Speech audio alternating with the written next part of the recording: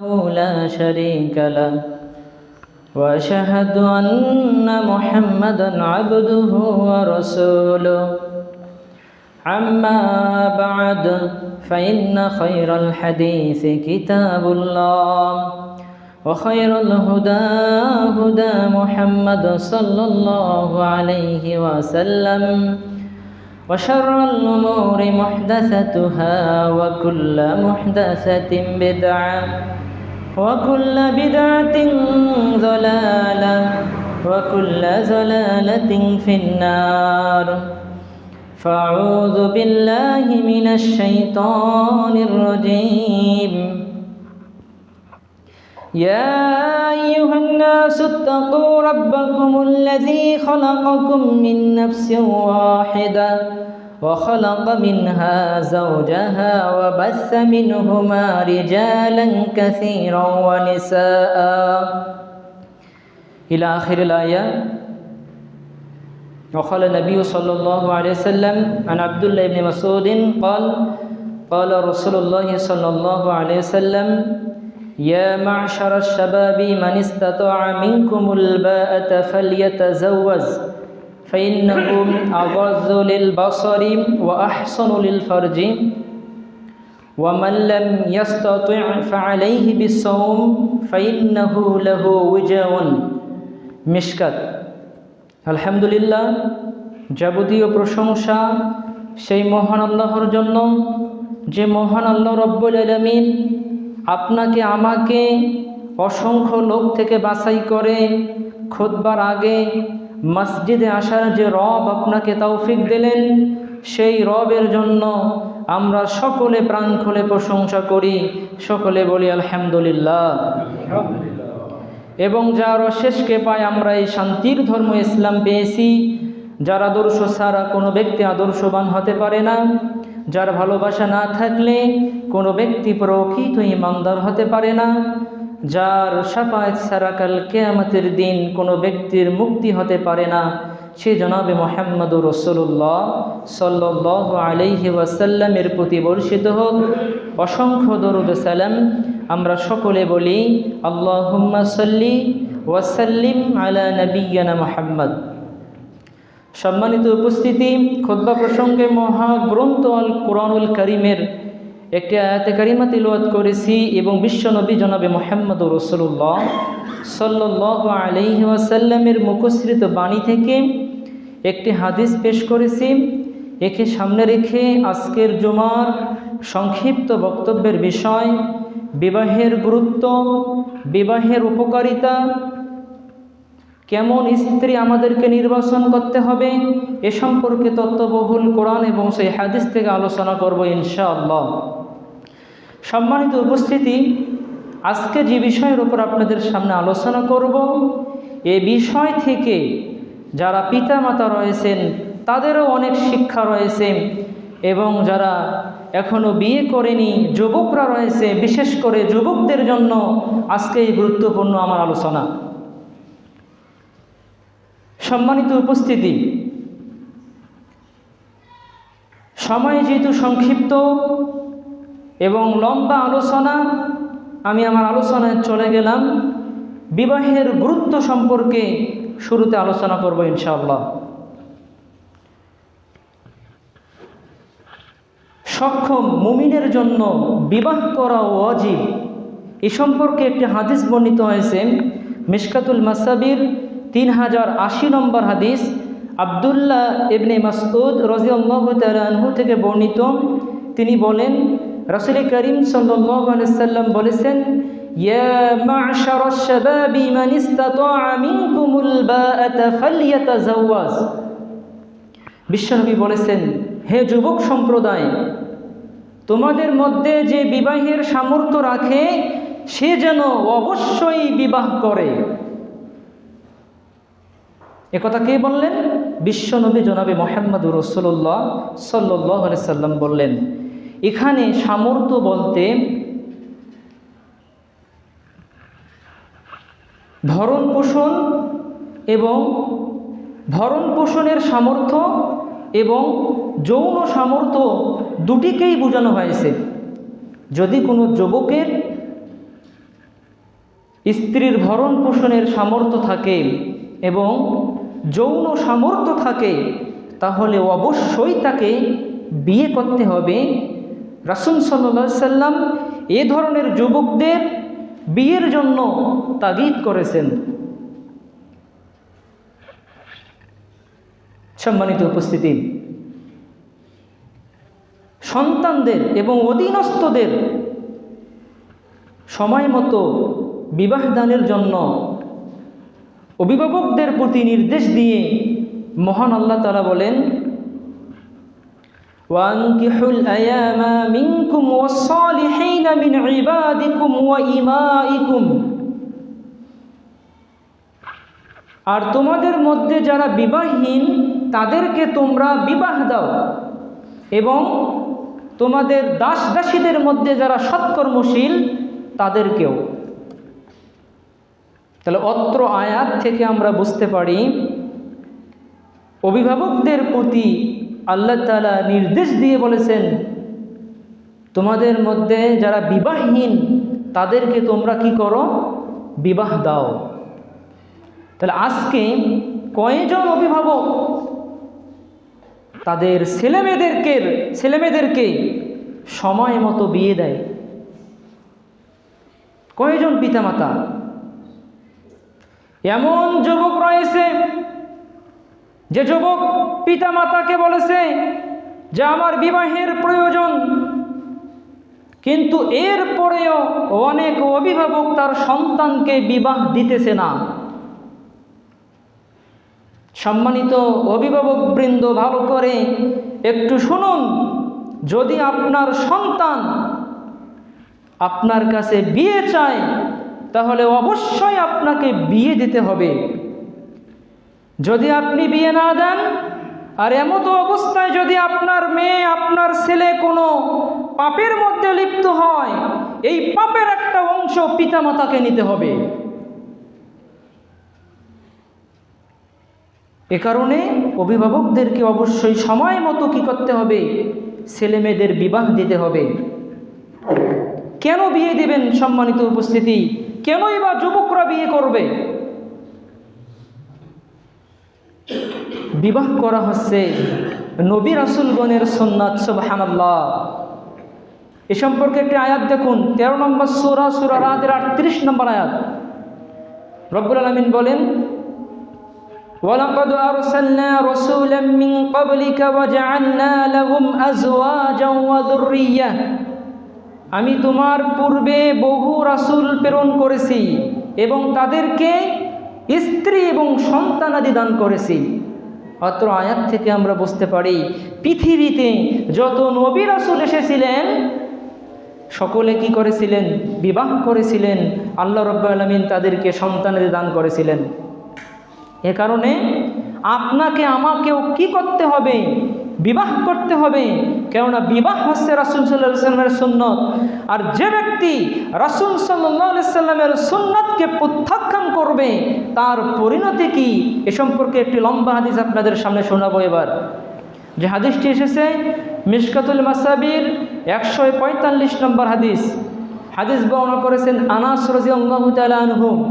তিনি বলেন, একদা 3 ব্যক্তি রাসূল সাল্লাল্লাহু আলাইহি ওয়াসাল্লামের ইবাদতের অবস্থা জানার জন্য তার স্ত্রীগণের নিকট এলেন।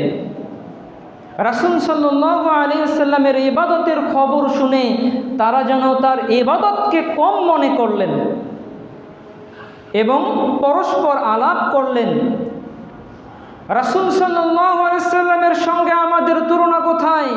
আল্লাহ রাব্বুল আলামিন তার আগের পরের সমস্ত গুনাহ ক্ষমা করে দিয়েছেন। সুবহানাল্লাহ। অতঃপর তাদের একজন বললেন, আমি কিন্তু সারা রাত সালাত আদায় করব। দ্বিতীয়জন বললেন, আমি দিনে সিয়াম পালন করব আর কখনো তা ত্যাগ করব না। তৃতীয়জন বললেন, আমি নারী থেকে দূরে থাকব, কখনো বিয়ে করব না।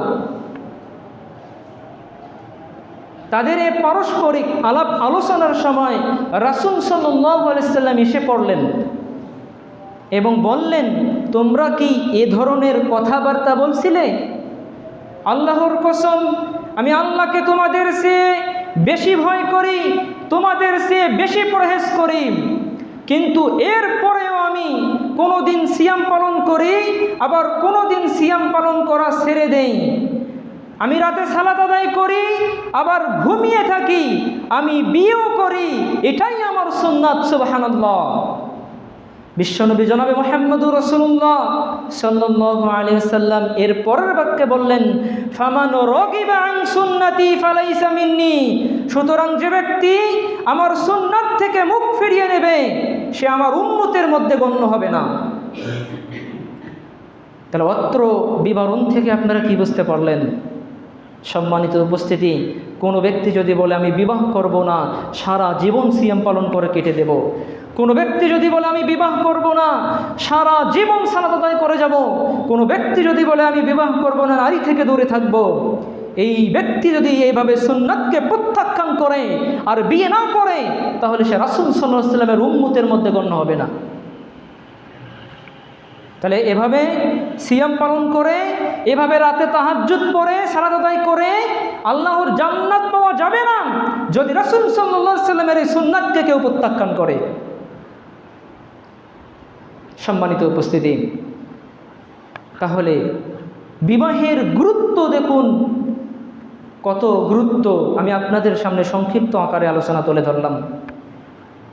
সম্মানিত উপস্থিতি, আজকে বিষয়টা খুবই গুরুত্বপূর্ণ ছিল যুবকদের জন্য, কিন্তু যুবকরাই আজকে অনুপস্থিত মসজিদে।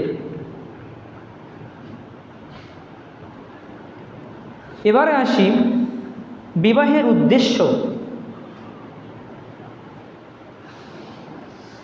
বিবাহের উদ্দেশ্য হলো সন্তান গ্রহণ এবং বংশ বিস্তার। এ সম্পর্কে একটি আয়াত এসেছে পবিত্র কোরআনুল কারীমের 4 নম্বর সূরা নিসা এর 1 নম্বর আয়াত। রব্বুল আলামিন বলেন, ইয়া আইয়ুহান নাসুত্তাকু রাব্বাকুমুল্লাযী খালাকাকুম মিন নাফসিন ওয়াহিদা ওয়া খালাকা মিনহা যাওজাহা ওয়া বাসসা মিনহুমা রিজালান কাসীরান ওয়া নিসাআ। হে মানব জাতি, তোমরা তোমাদের রবকে ভয় করো, যিনি তোমাদেরকে একজন মানুষ থেকে সৃষ্টি করেছেন এবং তার থেকে তার জোড়া সৃষ্টি করেছেন, আর ওই জোড়া থেকে সরিয়ে দিয়েছেন অগণিত পুরুষ ও নারী। তাহলে অত্র বিবরণ থেকে আমরা বুঝতে পারি যে বিবাহের উদ্দেশ্য হলো সন্তান গ্রহণ এবং বংশ বিস্তার। সে কারণে স্থায়ীভাবে জন্ম নিরোধ নিষিদ্ধ। স্থায়ীভাবে ইসলামে জন্ম নিরোধ নিষিদ্ধ। রাসূল সাল্লাল্লাহু আলাইহি ওয়াসাল্লাম একে আল ওয়াদুল খফিয়্যু, গোপনে সন্তান হত্যা বলে আখ্যায়িত করেছেন। আজকে অনেক ব্যক্তি নিজেদের সন্তানকে পেটের মধ্যেই হত্যা করতেছে। সম্মানিত উপস্থিতি, স্বামী স্ত্রী সন্তান নেওয়ার পরিকল্পনা ছিল না, কিন্তু হঠাৎ করে তাদের অজান্তে স্ত্রীর গর্ভে সন্তান এসেছে। এ কারণে সন্তানকে বিভিন্ন ঔষধের মাধ্যমে তাকে পেটের মধ্যেই হত্যা করে দিতেছে না। সম্মানিত উপস্থিতি, আজকে আমরা জাহিলিয়াতকেও হার মানিয়েছি। জাহিলিয়াতের যুগে এভাবে সন্তানদেরকে পেটের মধ্যে হত্যা করা হতো না। তারা সন্তান প্রসব পর্যন্ত অপেক্ষা করেছিল। সন্তান প্রসবের পর দেখত সন্তানটা ছেলে নাকি মেয়ে। যদি ছেলে হতো তাহলে রেখে দিত, আর যদি মেয়ে হতো তাহলে তাকে হত্যা করত। কিন্তু আজকে আমরা এত নিকৃষ্ট হয়ে গিয়েছি, সন্তানকে আমরা আজকে দুনিয়ার মুখ দেখতে দিতেছি না, পেটের মধ্যেই আমরা বিভিন্ন ঔষধের মাধ্যমে আমরা সন্তানকে হত্যা করতেছি। অথচ আমরা এটাকে কোনো পাপই মনে করতেছি না যে আমরা পেটের মধ্যে যে সন্তানকে হত্যা করতেছি বিভিন্ন ঔষধের মাধ্যমে, এটাকে আমরা আজকে পাপ মনে করতেছি না। অথচ এটি হচ্ছে সবচেয়ে বড় পাপ। একথা বিশ্বনবী জনাবে মুহাম্মদুর রাসূলুল্লাহ সাল্লাল্লাহু আলাইহি ওয়াসাল্লাম বলেছেন। সহিহ বুখারীর মধ্যে হাদিস পেয়ে যাবেন 4477 নম্বর হাদিস। ইবনে মাসউদ রাদিয়াল্লাহু তাআলা আনহু থেকে বর্ণিত, তিনি বলেন, আমি রাসূল সাল্লাল্লাহু আলাইহি ওয়াসাল্লামকে জিজ্ঞেস করলাম, আল্লাহর নিকটে সবচেয়ে বড় গুনাহ কোনটি?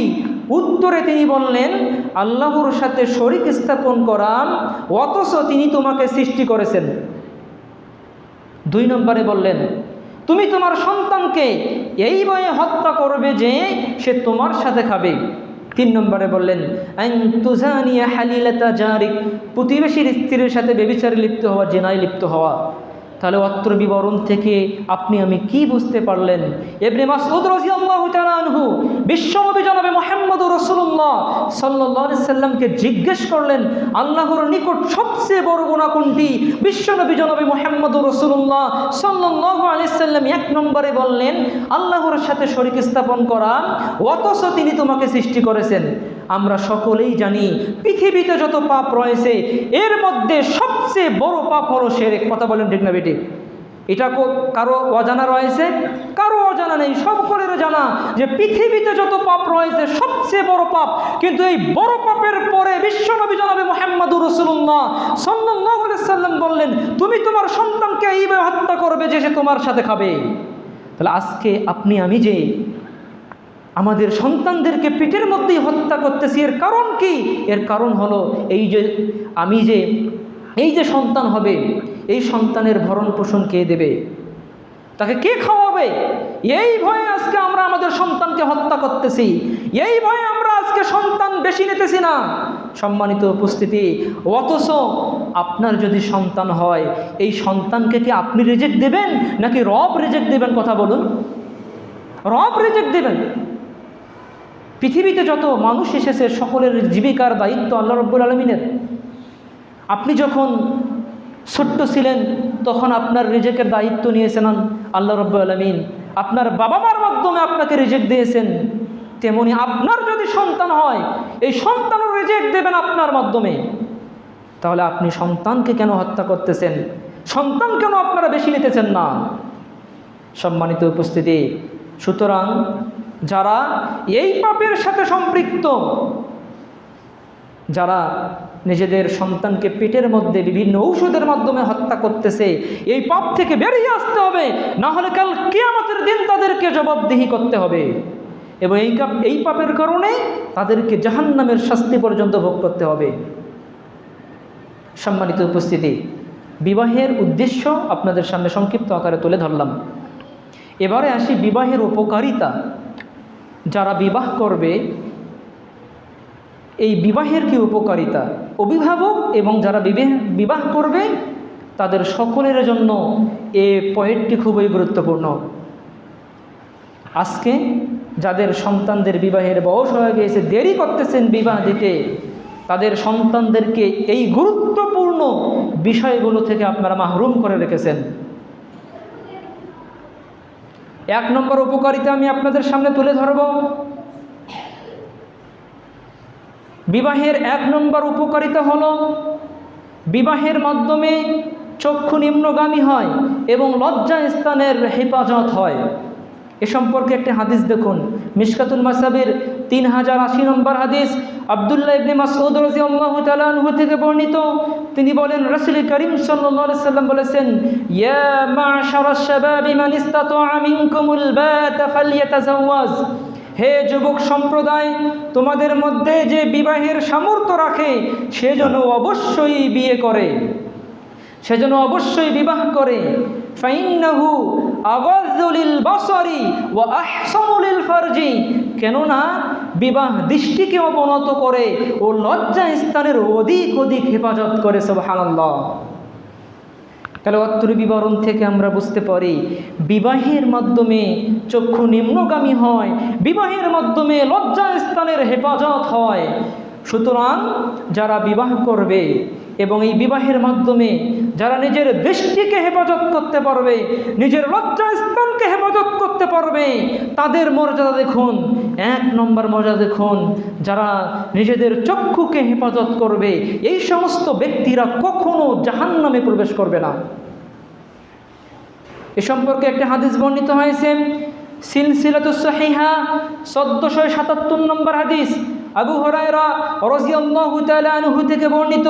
তিনি বলেন, রাসূল করিম সাল্লাল্লাহু আলাইহি সাল্লাম বলেছেন, 3 শ্রেণীর মানুষের চক্ষু কিয়ামতের দিন জাহান্নাম দেখবে না। এর মধ্যে এক শ্রেণীর চক্ষু হলো আইনুন বাকাত মিন খশিয়াতিল্লাহ, যে এমন চক্ষু যে চক্ষু আল্লাহর ভয়ে কাঁদে। 2 নম্বরে ওয়াইনুন হারাসাত ফি সাবিলিল্লাহ, এমন চক্ষু যে আল্লাহর রাস্তা পাহারা দেয়। 3 নম্বরে ওয়াইনুন গাযাতান মাহারিমিল্লাহ, এমন চক্ষু যে চক্ষু বেগানা নারীকে দেখে নিচু হয়ে যায়। এই 3 শ্রেণীর চক্ষু কখনো জাহান্নামে দেখবে না, এই 3 শ্রেণীর ব্যক্তি কখনো জাহান্নামে যাবে না। এর মধ্যে এক শ্রেণীর চক্ষু হলো ওই চক্ষু যে চক্ষু বেগানা নারীকে দেখে নিচু হয়ে যায়। আর এই বিবাহের মাধ্যমে এই চক্ষু নিম্নগামী হয়, এ কথা বিশ্বনবী জনাবে মুহাম্মদুর রাসূলুল্লাহ সাল্লাল্লাহু আলাইহি ওয়াসাল্লাম বলেছেন। তাহলে দেখুন, বিবাহের মাধ্যমে চক্ষু নিম্নগামী হবে, বিবাহের মাধ্যমে এই ব্যক্তি জাহান্নাম থেকে মুক্তি পাবে।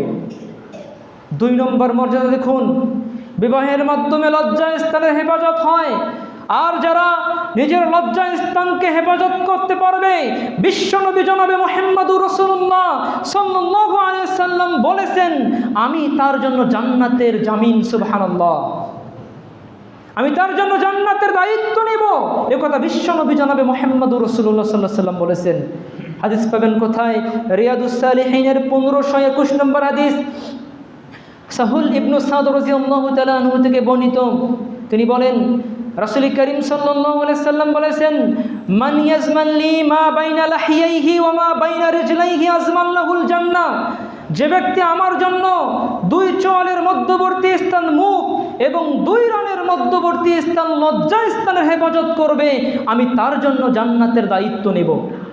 সুবহানাল্লাহ।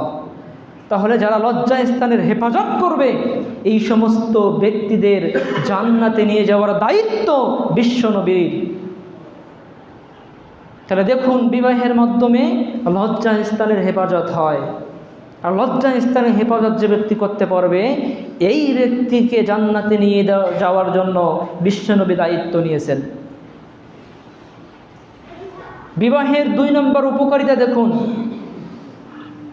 যারা বিবাহ করবে, এই বিবাহের মাধ্যমে আল্লাহ রাব্বুল আলামিন তার দরিদ্রতার পথ বন্ধ করে দিবেন। সুবহানাল্লাহ। অর্থাৎ তার রিজিক বৃদ্ধি করে দিবেন, একথা আল্লাহ রাব্বুল আলামিন নিজেই পবিত্র কোরআনুল কারীমের মধ্যে বলেছেন। পবিত্র কোরআনুল কারীমের 24 নম্বর সূরা নূর এর 32 নম্বর আয়াত, আল্লাহ তাআলা বলেন, وأنكحوا الأيام منكم والصالحين من عبادكم وإمائكم إن يكونوا فقراء يغنيهم الله من فضله والله واسع عليم।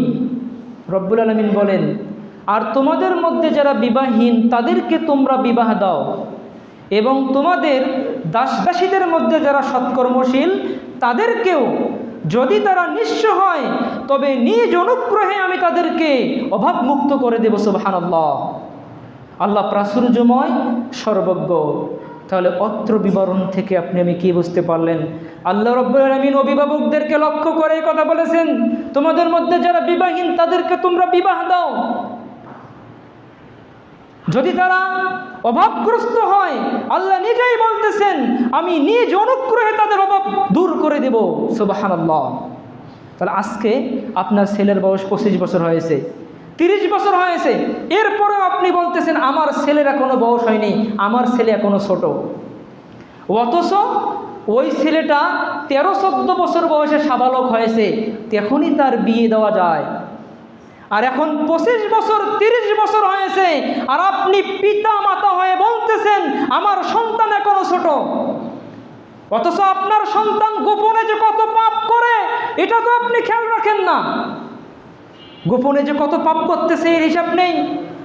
আপনি বিবাহ দিতে দেরি করতেছেন কেন?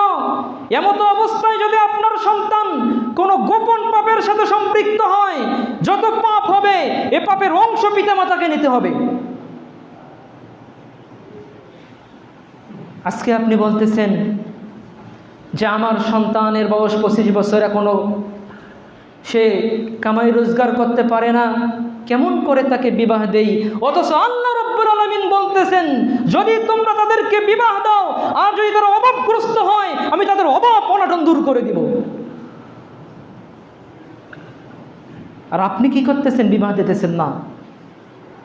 এই বাংলার জমিনে হাজারো যুবক পিতামাতার কাছে বিয়ে এসে কিন্তু পিতামাতা বিয়ে দিতে রাজি নয়, কারণ কি?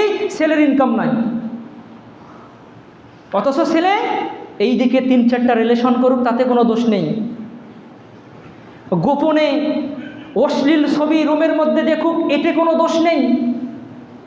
কিন্তু আপনি আমি বিবাহ দেব না আমাদের ছেলেমেয়েদেরকে, বিভিন্ন পাপাচারের মধ্যে আমরা লিপ্ত করব। সম্মানিত উপস্থিতি, এভাবে যদি আপনার সন্তান পাপাচারের মধ্যে লিপ্ত হয়, তাহলে আপনার রুজি রোজগারেও এর প্রভাব পড়বে।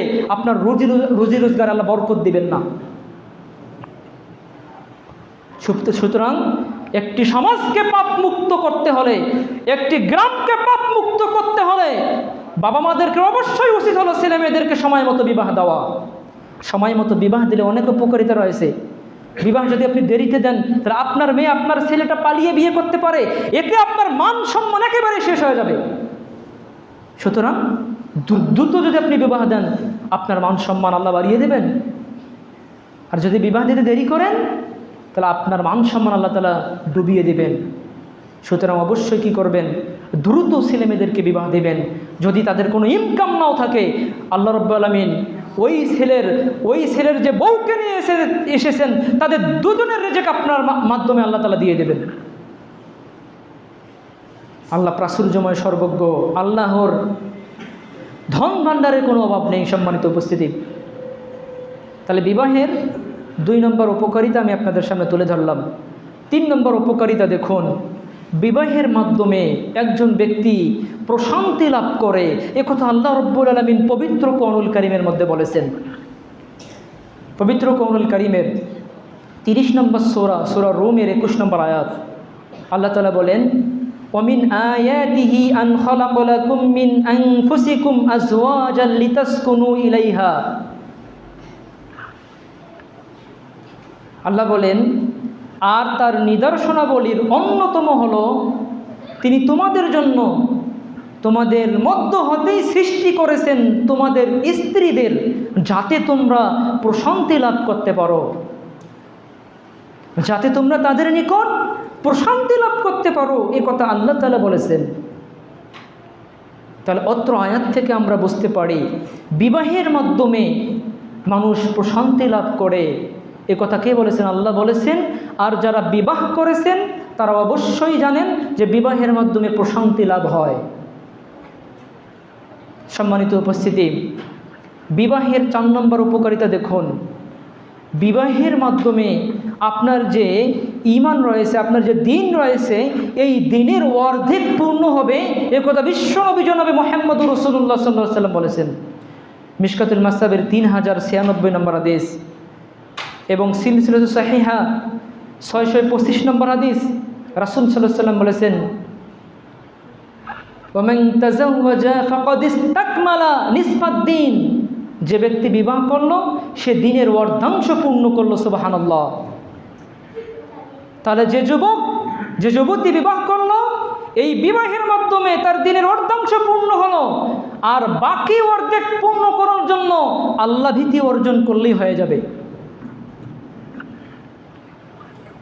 তাহলে 4 নম্বর উপকারিতা, বিবাহের মাধ্যমে একজন ব্যক্তির দ্বীনের অর্ধেক পরিপূর্ণ হয়ে যায়।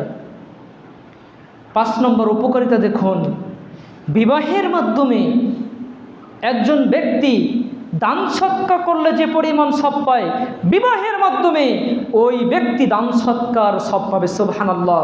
এ কথা বিশ্বনবী জনাবে মুহাম্মদুর রাসূলুল্লাহ সাল্লাল্লাহু আলাইহি ওয়াসাল্লাম বলেছেন। এ সম্পর্কে একটি হাদিস আপনাদেরকে শোনাই। সহিহ মুসলিমের 1006 নম্বর হাদিস, আবু জার রাদিয়াল্লাহু তাআলা আনহু থেকে বর্ণিত। তিনি বলেন,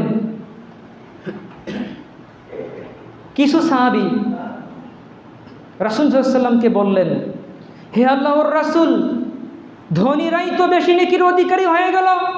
তারা যেমন নামাজ পড়ছে আমরা তেমন নামাজ পড়ছি, তারা সিয়াম রাখছে আমরাও সিয়াম রাখছি, কিন্তু তারা অতিরিক্ত কাজ এই করছে যে তাদের প্রয়োজন অতিরিক্ত মাল থেকে তারা সদকা করছে। তিনি বললেন, আল্লাহ কি তোমাদের জন্য সদকা করার মতো জিনিস দান করেননি? নিঃসন্দেহে প্রত্যেক তাসবিহ সাদকা, প্রত্যেক তাকবীর সাদকা, প্রত্যেক তাহলিল সদকা, ভালো কাজের আদেশ দেওয়া সদকা, মন্দ কাজের নিষেধ করা সদকা, এবং তোমাদের স্ত্রী মিলন করাও সদকা। সুবহানাল্লাহ। কোনো ব্যক্তি যদি স্ত্রীর সাথে মিলন করে এই মিলনের মাধ্যমে সদকা করার নেকি পাবে, এ কথা বিশ্বনবী জনাবে মুহাম্মদুর রাসূলুল্লাহ সাল্লাল্লাহু আলাইহি ওয়াসাল্লাম বললেন। এ কথা শুনে সাহাবীগণ আশ্চর্য হলেন। হে আল্লাহর রাসূল, আমাদেরকেও স্ত্রী মিলন করে নিজের কাম ক্ষুধা নিবারণ করে এতেও কি তার পুণ্য হবে?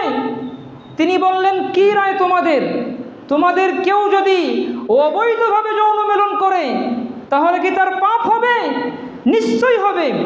অনুরূপ সে যদি বৈধভাবে স্ত্রী মিলন করে নিজের কাম ক্ষুধা নিবারণ করে তাহলে তাতে তার নেকি হবে। সুবহানাল্লাহ। তাহলে সম্মানিত উপস্থিতি, অত্র বিবরণ থেকে আমরা বুঝতে পারি যে বিবাহের মাধ্যমে সদকা করার মতো নেকি পাওয়া যায়। সম্মানিত উপস্থিতি, বিবাহের 6 নম্বর উপকারিতা দেখুন। কোনো যুবক যদি, এটা হাদিস যুবকদের জন্য খুবই গুরুত্বপূর্ণ,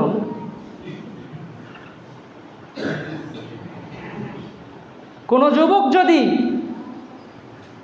নিজেকে পবিত্র রাখার জন্য, পাপ থেকে বাঁচার জন্য, বিভিন্ন গোপন পাপ থেকে বাঁচার জন্য বিবাহ করে পবিত্র জীবন যাপন করতে চায়, আল্লাহ রাব্বুল আলামিন ওই বিবাহিত ব্যক্তিকে সাহায্য করবেন। তাকে সাহায্য করা আল্লাহর দায়িত্ব হয়ে যায়। সুবহানাল্লাহ। এ কথা কে বলেছেন? বিশ্বনবী জনাবে মুহাম্মদুর রাসূলুল্লাহ সাল্লাল্লাহু আলাইহি ওয়াসাল্লাম বলেছেন। হাদিস এসেছে মিশকাতুল মাসাবির 3096 নম্বর হাদিস। আবু হুরায়রা রাদিয়াল্লাহু তাআলা আনহু থেকে বর্ণিত, তিনি বলেন, রাসূল সাল্লাল্লাহু আলাইহি ওয়াসাল্লাম বলেছেন, 3 ব্যক্তিকে সাহায্য করা আল্লাহর দায়িত্ব।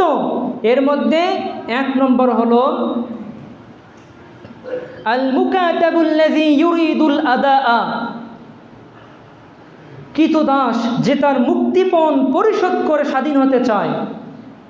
2 নম্বরে ওয়ান নাকিহুল্লাযী ইউরিদুল আফাফা, বিবাহে ইচ্ছুক ব্যক্তি যে বিবাহের মাধ্যমে পবিত্র জীবনযাপন করতে চায়। 3 নম্বরে ওয়াল জিহাদু ফি সাবিলিল্লাহ, ওই মুজাহিদ যে আল্লাহর পথে জিহাদ করে। অত্র বিবরণ থেকে আমরা বুঝতে পারি 3 ব্যক্তিকে সাহায্য করা আল্লাহর দায়িত্ব। এর মধ্যে 1 শ্রেণীর ব্যক্তি হলেন ওই ব্যক্তি যে বিবাহে ইচ্ছুক ব্যক্তি, যে বিবাহের মাধ্যমে পবিত্র জীবনযাপন করতে চায়, পাপ থেকে বাঁচতে চায়, গুনাহ থেকে বাঁচতে চায়, এমন যুবককে সাহায্য করা আল্লাহর দায়িত্ব। সুতরাং যে সমস্ত যুবকদের সামর্থ্য নেই বিবাহ করার, এই সমস্ত যুবকদের করণীয় হলো, যদি বিবাহ না করার কারণে কোনো পাপাচারে লিপ্ত হওয়ার আশঙ্কা থাকে তাহলে অবশ্যই ওই যুবক যুবতী বোনকে তার বাবা মাকে বলতে হবে যে বাবা মা আমাকে তুমি বিবাহ দাও। যদি তুমি বিবাহ না দাও তাহলে আমার দ্বারা পাপ হতে পারে। এমতো অবস্থায় ওই সমস্ত অভিভাবকদের উচিত তাদের ছেলে মেয়েকে কী করা? বিবাহ দেওয়া। যদি বিবাহ না দেন তাহলে পূর্বেই বলেছি, ওই সন্তান যদি গুনাহ করে, ওই সন্তান যদি পাপ করে, তাহলে এই পাপের অংশ বাবা মাকে নিতে হবে। সুতরাং অবশ্যই আমি অভিভাবকদেরকে লক্ষ্য করে বলবো যে সমস্ত যুবকদের সামর্থ্য নেই তাদেরকে বিবাহের ব্যবস্থা করবেন। যদি করেন এর বরকতে আল্লাহ রাব্বুল আলামিন আপনার রুজি রোজগারে বরকত দান করবেন ইনশাআল্লাহ। সম্মানিত উপস্থিতি, তাহলে বিবাহের 6টি উপকারিতা আমি আপনাদের সামনে তুলে ধরলাম। তাহলে এবারে অভিভাবকদেরকে বলি, যে সমস্ত অভিভাবকদের ছেলেমেয়েরা বয়স হয়ে গিয়েছে, ছেলেমেয়েদের বয়স হয়ে গিয়েছে, তারা যে বিবাহ দিতেছেন না, এই সমস্ত যুবকদেরকে কতগুলো জিনিস থেকে মাহরুম করে রেখেছেন, একটু চিন্তা করুন, চিন্তা করুন। সুতরাং অনুরোধ করব অভিভাবকদেরকেই সময় মতো ছেলে সন্তানের বিবাহ দিয়ে দিবেন। সম্মানিত উপস্থিতি, এবারে আসি যে বিষয়টি নিয়ে আমাদের সমাজে বেশি কথাবার্তা সেটি হলো বিবাহের বয়স নিয়ে। আমরা অনেকেই মনে করি যে বিবাহের বয়স হওয়ার পর আমরা বিয়ে দেব, অথচ যে কোনো সময় আপনি বিবাহ দিতে পারবেন। বিবাহের জন্য ইসলামে কোনো বয়সের সীমা নেই, বয়স নির্ধারিত নেই, বরং অভিভাবকদেরকে দ্রুত বিবাহ দানের জন্য নির্দেশ দেওয়া হয়েছে। অতএব যে কোনো সক্ষম মুমিন ও পুরুষ ও নারী পরস্পরে বিবাহ বন্ধনে আবদ্ধ হতে পারে।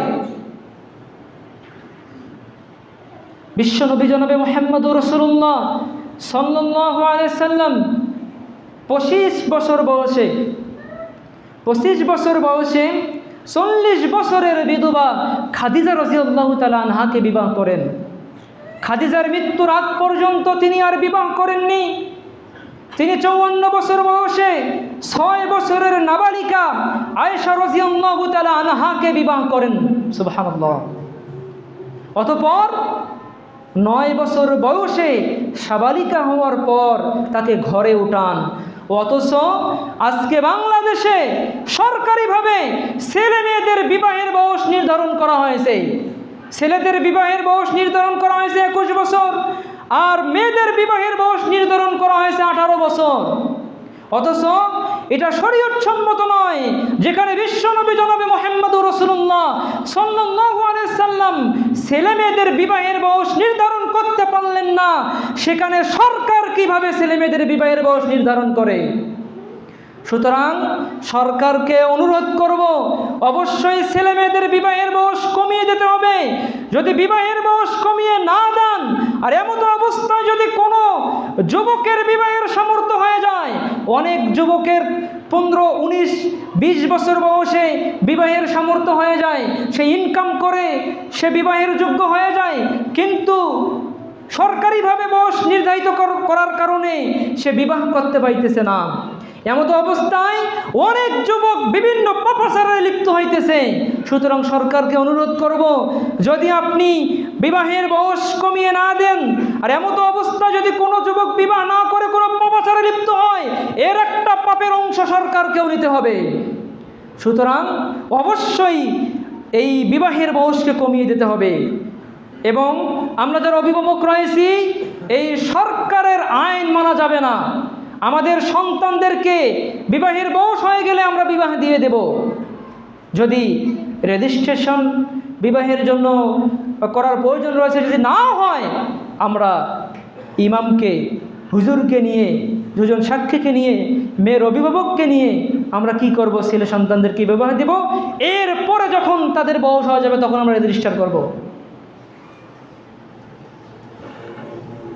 সম্মানিত উপস্থিতি, তাহলে বিবাহের বয়স শরীয়ত নির্ধারণ করেননি।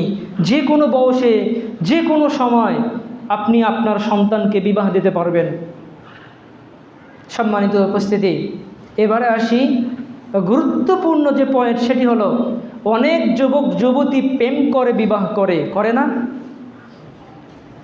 প্রত্যেকটা গ্রামে অসংখ্য এ ধরনের ঘটনা রয়েছে যে প্রেম করে বিবাহ করা। অনেক যুবক মেয়েকে প্রেমের ফাঁদে ফেলে ওই মেয়ের অভিভাবকের অনুমতি না নিয়ে তাকে বিবাহ করার জন্য বাধ্য করে। ওই মেয়েকে তার বাড়ি থেকে পালিয়ে নিয়ে গিয়ে তারা কোর্টে গিয়ে অথবা বিভিন্ন জায়গায় কি করে? বিবাহ বন্ধনে আবদ্ধ হয়। যুবক এবং যুবতী উভয়ের জন্য এই বিষয়টা খুবই গুরুত্বপূর্ণ। যারা এভাবে প্রেম করে বিবাহ করবে, মেয়ের যদি অভিভাবকের অনুমতি ছাড়া কোনো ছেলে মেয়েকে পালিয়ে নিয়ে গিয়ে বিয়ে করে, তাহলে এ বিবাহ বাতিল। এ বিবাহ কি হবে? বাতিল হবে। যতদিন পর্যন্ত পুনরায় আবার বিবাহ করবে না, অভিভাবকের অনুমতি না নিয়ে পুনরায় আবার বিবাহ বন্ধনে আবদ্ধ হবে না, ততদিন পর্যন্ত স্বামী স্ত্রীতে সহবাস করবে, এটা জিনার পাপ লেখা হবে। পূর্বে শুনেছেন যে স্বামী স্ত্রী মিলনের কারণে সৎকার নেকি হয়, নেকি পাওয়া তো দূরের কথা, ব্যভিচারের পাপ তাদের লেখা হবে। এগুলো আমার কথা নয়, বিশ্বনবীর হাদিস আপনাদের সামনে তুলে ধরব। বিশ্বনবী জনাবে মুহাম্মদুর রাসূলুল্লাহ সাল্লাল্লাহু আলাইহি সাল্লাম বলেছেন, মিশকাত খুলবেন 3130 নম্বর হাদিস, আবু মুসা আশআরী রাদিয়াল্লাহু তাআলা আনহু থেকে বর্ণিত, রাসূল সাল্লাল্লাহু আলাইহি সাল্লাম বলেছেন, লা নিকাহা ইল্লা বিওয়ালিয়্যিন, অভিভাবকের অনুমতি ছাড়া বিবাহ হয় না। বিশ্বনবী জনাবে মুহাম্মদুর রাসূলুল্লাহ সাল্লাল্লাহু আলাইহি সাল্লাম এর পরের হাদিসে বলেছেন, মিশকাতুল মাসাবির 31 নম্বর হাদিস, রাসূল সাল্লাল্লাহু আলাইহি সাল্লাম বলেছেন, আইয়ুমা ইমরাতিন নাকাহাত বিগাইরি ইজনি ওয়ালিহা, কোন নারী যদি তার অভিভাবকের অনুমতি ছাড়া বিয়ে করে, ফানিকাহুমা বাতিলুন ফানিকাহুমা বাতিলুন ফানিকাহুমা বাতিলুন, তাহলে তার বিবাহ বাতিল, তাহলে তার বিবাহ বাতিল, তাহলে তার বিবাহ বাতিল। অত্র দুটি হাদিস থেকে আপনারা কি বুঝতে পারলেন? অত্র দুটি হাদিস থেকে কি বুঝতে পারলেন? যুবক ভাইয়েরা এবং যুবতী বোনেরা, আপনারা যদি এভাবে অভিভাবকের অনুমতি না নিয়ে বিবাহ করেন, তাহলে বিবাহ সে বাতিল হয়ে যাবে। এখন অনেক যুবক বলতেছে, আমি তো মেয়ের অভিভাবকের অনুমতি নিয়ে বিয়ে করেছি। কিভাবে? মেয়ের ছিল মা, মেয়ের ছিল দুলাভাই, মেয়ের ছিল বন্ধু বান্ধব, এদেরকে অভিভাবক বানিয়ে আমি বিয়ে করেছি। সম্মানিত উপস্থিতি, একটি বিষয় ভালো করে খেয়াল রাখবেন, বিবাহের জন্য মা কোনোদিন অভিভাবক হতে পারে না। বিবাহের জন্য বাবা অভিভাবক হয়, চাচা অভিভাবক হয়, দাদা অভিভাবক হয়, এরাই হচ্ছে অভিভাবক। আর আপনি মেয়ের মাকে ম্যানেজ করে অভিভাবক বানিয়ে বিয়ে করতেছেন, মেয়ের দুলাভাইকে ম্যানেজ করে আপনি বিয়ে করতেছেন, মেয়ের বন্ধু বান্ধবকে অভিভাবক বানিয়ে বিয়ে করতেছেন, আর আপনি মনে করেছেন আপনার বিবাহ সঠিক হয়েছে। আপনার বিবাহ সঠিক হয়নি, আপনার বিবাহ বাতিল। সুতরাং যারা এভাবে বিয়ে করেছেন, তাদেরকে আজকে গিয়ে মেয়ের বাপকে নিয়ে বসতে হবে এবং দুজন সাক্ষী এবং হুজুরকে ডেকে পুনরায় বিবাহ আবার করতে হবে। যদি বিবাহ না করে এমত অবস্থায় থাকেন, তাহলে প্রত্যেক দিন জিনার পাপ লেখা হচ্ছে আপনার আমলনামার মধ্যে। এখন তো অনেকে বলতে পারেন যে যখন আমি পালিয়ে বিয়ে করেছি তখন মেয়ের বাবা রাজি ছিল না, কিন্তু এখন তো মেনে নিয়েছে। সম্মানিত উপস্থিতি, এখন মেনে নিলে হবে না, কারণ যখন আপনি পালিয়ে বিয়ে করছেন তখন বিবাহ যে করেছেন বিবাহ বাতিল হয়েছে। সুতরাং নতুন করে আবার আপনাকে বিয়ে করতে হবে। রেজিস্ট্রেশন হয়েছে, সমস্যা নেই, পুনরায় আবার হুজুরকে নিয়ে মেয়ের বাপকে নিয়ে এবং দুজন সাক্ষীকে নিয়ে কী করবেন? আবার পুনরায় বিবাহ করবেন, না হলে জেনার পাপ আপনার আমলনামায় লিখিত হবে। আল্লাহ রাব্বুল আলামিন আপনাকে আমাকে সবাইকে এই বিষয়টি বোঝার তৌফিক দান করুন, সকলে আল্লাহুম্মা আমিন।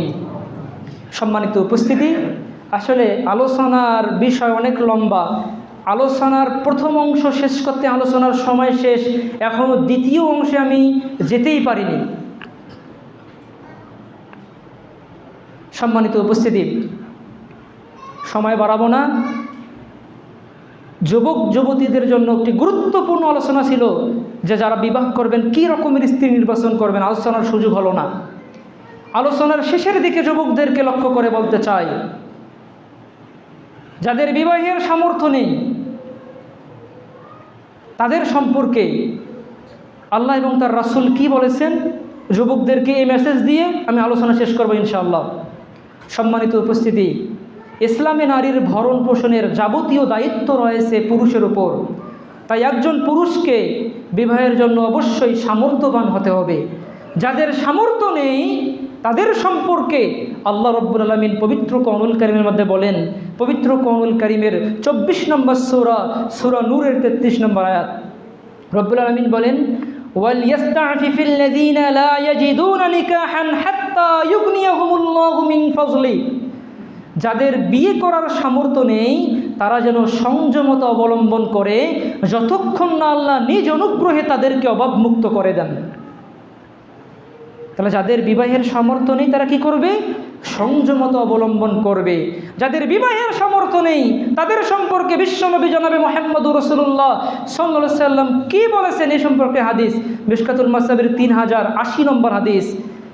আব্দুল্লাহ ইবনে মাসউদ রাদিয়াল্লাহু তাআলা আনহু থেকে বর্ণিত, তিনি বলেন রাসূল করিম সাল্লাল্লাহু আলাইহি সাল্লাম বলেছেন, ইয়া মা'শারাশ শাবাবি মান ইসতাতা'a মিনকুমুল বা'তা ফালইয়াতাজাওয়াজ, হে যুবক সম্প্রদায়, তোমাদের মধ্যে যাদের বিবাহের সামর্থ্য রয়েছে সে যেন অবশ্যই বিবাহ করে।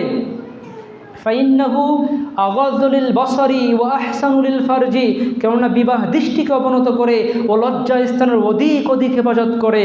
এবার বিশ্বনবী জনাবে মুহাম্মদুর রাসূলুল্লাহ সাল্লাল্লাহু আলাইহি ওয়াসাল্লাম বলতেছেন, ওয়া মান লাম ইয়াস্তাতি' ফাআলাইহি বিস-সাওম, আর যাদের বিবাহের সামর্থ্য নেই সে যেন সিয়াম রাখে।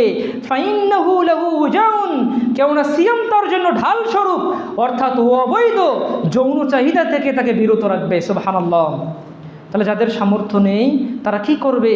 সংযমতা অবলম্বন করবে এবং কি করবে? সিয়াম পালন করবে। যদি কোনো যুবকের সিয়াম পালন করার পরেও পাপ থেকে বাঁচতে পাইতেছে না, এমন যুবকদের করণীয় হলো পিতামাতাকে ম্যানেজ করে তাকে বিবাহ করা। আর যদি সিয়াম পালন করে নিজেকে সংযত রাখতে পারো তাহলে কি করবা? সংযমতা অবলম্বন করবা।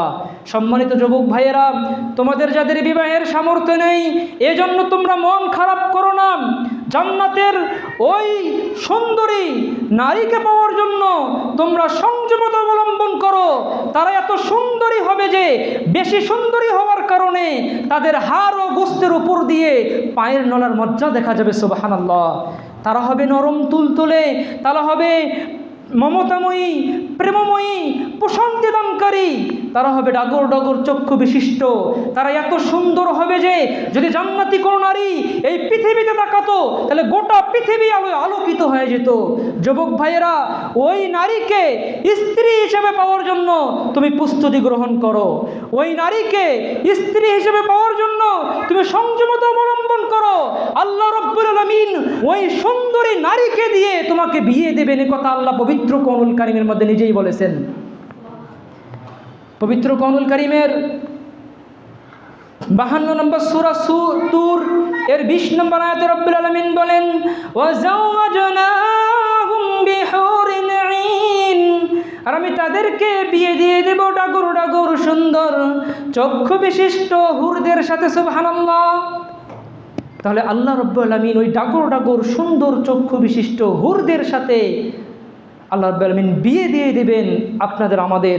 সুতরাং ওই সুন্দরী নারীকে পাওয়ার জন্য আমরা পাপ থেকে বেঁচে থাকি যুবক ভাইয়েরা, আমরা সংযমতা অবলম্বন করি, আমরা যাবতীয় পাপাচার থেকে বেঁচে থাকি।